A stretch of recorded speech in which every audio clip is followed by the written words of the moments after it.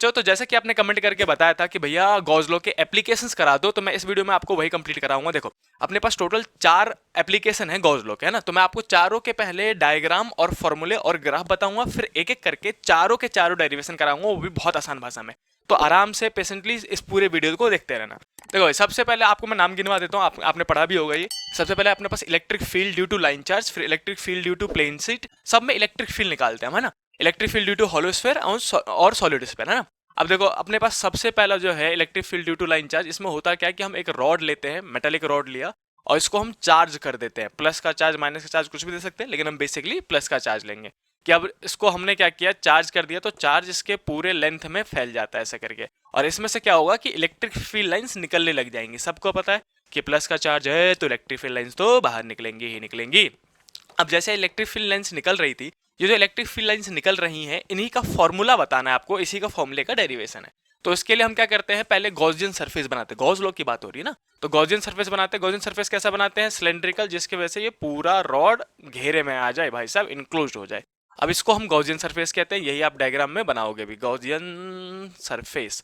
Derivation जब करोगे तो यही काम करोगे। अब इसमें इलेक्ट्रिक फील्ड का मैं डायरेक्टली फॉर्मूला बताता हूँ, बाद में इसका हम डेरिवेशन करेंगे एक एक करके। तो इलेक्ट्रिक फील्ड का जो फॉर्मूला आता है, आई होप कि मेजोरिटी ऑफ द बच्चों को याद होगा, लैम्डा अपॉन में 2 पाई आर एप्सिलॉन नॉट। ये हमारे पास इलेक्ट्रिक फील्ड, ये जो निकल रहे हैं, इनका फॉर्मूला है अपने पास इलेक्ट्रिक फील्ड का। अब यहीं पे देखो बच्चों, इलेक्ट्रिक फील्ड और आर में ग्राफ बनता है, तो ई और आर कैसा है, इनवर्सली प्रोपोर्शनल। हम यहाँ लिख देते हैं E is inversely proportional to R, divide में है ना आर यहाँ पे। तो जो इसका ग्राफ बनता है बच्चों, वो ग्राफ बनता है सीधे सीधे इनवर्सली प्रोपोर्शनल का ग्राफ। लेकिन ये ई लिखना जरूरी है और यहाँ पे आर लिखना जरूरी है, और ग्राफ बन जाएगा इनवर्सली प्रोपोर्शनल का ऐसे। तो ये हो गया अपने पास लाइन चार्ज, जिसमें आपने डायग्राम समझा, फॉर्मूला देखा आपने, और ग्राफ देखा। ऐसे करके मैं सबके पहले आपको डायग्राम, फॉर्मूला और ग्राफ बताता हूँ, फिर एक एक करके डेरिवेशन करेंगे।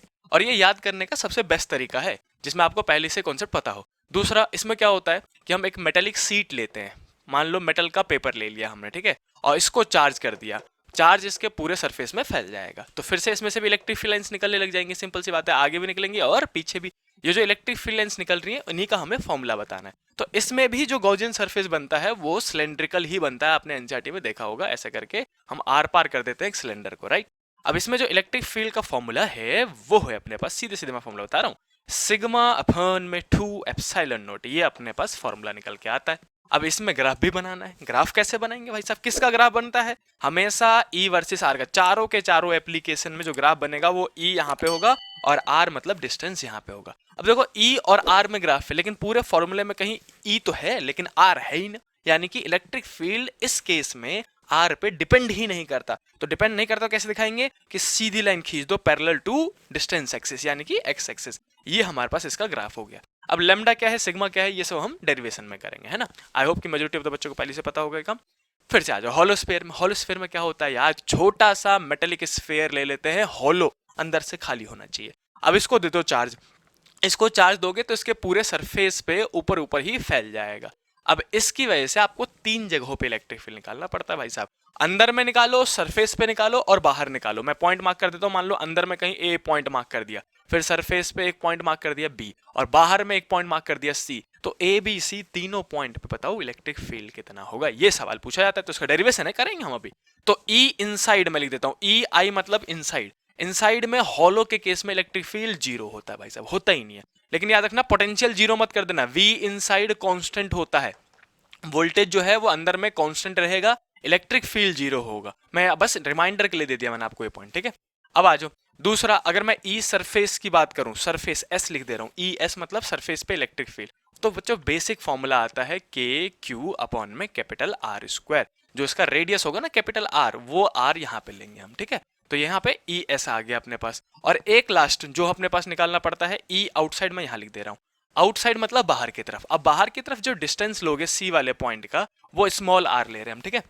तो जो स्मॉल आर है उसके फॉर्म में फॉर्म लिखा जाएगा, वो आएगा K Q by small R का square, as simple it is. Surface पे बोले कैपिटल आर स्क्वायर, बाहर बोले स्मॉल आर स्क्वायर, अंदर बोले 0। किस केस में, हॉलोस्फीयर में। अब इसमें ग्राफ भी बनता है। ग्राफ किसका बनेगा, फिर से ई वर्सेस आर का ग्राफ बनेगा। तो मैं यहाँ लिख देता हूँ ई और ये आर। अब ई वर्सेस आर का ग्राफ कैसे बनाओगे, तो आप बीच में यहाँ पे मार्क करोगे कि ये आर इजकल टू में कैपिटल आर। ये जो मैंने मार्क किया है, ये वो जगह है जहां पे जो डिस्टेंस है वो रेडियस कैपिटल आर के बराबर हो जाए, यानी कि सरफेस की बात कर रहे हैं। तो अंदर में तो इलेक्ट्रिक फील्ड जीरो होता है, तो कुछ नहीं दिखाना, सीधे सीधे यहाँ से डॉटेड लाइन करो, कहीं पे भी थोड़ा सा ऊपर लेके आओ, और फिर बाहर में देखो inversely proportional to are square है, तो ऐसे करके डीप हाइपरबोला बना दो ऐसा करके, ठीक है। अब अंदर में लिख देना E is equal to zero, कोई लाइन वाइन मत खींचना वरना गलत हो जाएगा आपका। बाहर में लिख देना E is inversely proportional to 2000 years later. E is inversely proportional to are square, बाहर में लिख देना ऐसे करके, ठीक है। ये अपने पास बन गया ग्राफ बेसिक सा, और ज्यादा कुछ नहीं करना आपको। अब लास्ट में अपने पास सॉलिड स्फीयर का ग्राफ है। देखो सॉलिड स्फीयर में कुछ नहीं करना होता है, ऐसे ही एक मेटालिक स्फीयर ले लो जो कि सॉलिड होगा, ऐसे करके दिखा दो आप, ठीक है। जिसका रेडियस कितना ले लिया हमने, कैपिटल आर ले लिया। अब इसको भी चार्ज दे दो। अब लेकिन दिक्कत क्या है कि इसमें तो ये होलो था, इसलिए चार्ज पूरे बाहर में फैला था, लेकिन ये सॉलिड है तो पूरा चार्ज अंदर में भी फैल जाता है, पूरे वॉल्यूम में फैल जाता है, ऐसे करके दिखा दिया। सेम कंडीशन है, अंदर में निकालना है, बाहर में निकालना है, और सरफेस पे निकालना है। तो सबसे पहले मैं डायरेक्टली फॉर्मूला लिखता हूँ, इसमें गोला गोला करूंगा तो ज्यादा दिक्कत हो जाएगी। ई इनसाइड में जो इस बार है, इस बार जीरो नहीं होगा, इस बार फॉर्मूला होता है भाई साहब। अब वो फॉर्मूला होता है के क्यू स्मॉल आर, या फिर एक्स ले लो, मैं मान लेता हूँ अंदर वाला जो पॉइंट है उसको ए कह रहा हूँ, और ये एक्स दूरी पे है सेंटर से, एक्स डिस्टेंस ले रहे हैं, बाहर में आर लेंगे, तो के क्यू एक्स अपॉन में कैपिटल आर क्यूब आता है। ये फॉर्मूला याद रखना, इनसाइड में बस एक ही फॉर्मूला चेंज होता है। अब इसके बाद ये दो फॉर्मूले कॉपी पेस्ट कर दो, और कुछ नहीं। ई सरफेस पे कितना होगा, तो वो होगा k Q by capital R square.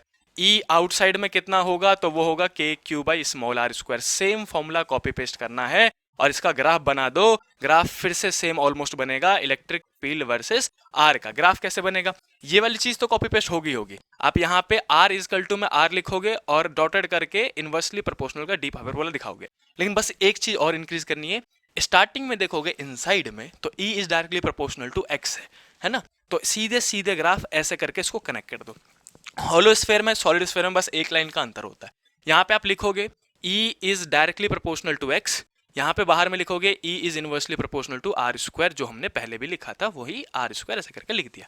तो ये था अपने पास पूरा कंप्लीट। इसका जल्दी से आप एक स्क्रीनशॉट ले लो, जिसमें मैंने आपको डायग्राम, फॉर्मूले और ग्राफ बता दिया। अब एक एक करके मैं आपको कंप्यूटर की स्क्रीन पे ले आके इसी का डेरिवेशन करवाऊंगा, क्योंकि डेरिवेशन थोड़ी लेंथी है, तो यहाँ पे बोर्ड में बार बार मिटाना पड़ जाएगा। तो मिलते हैं नेक्स्ट वीडियो में, तब तक के लिए आप इसको जल्दी से याद कर लो। Bye bye.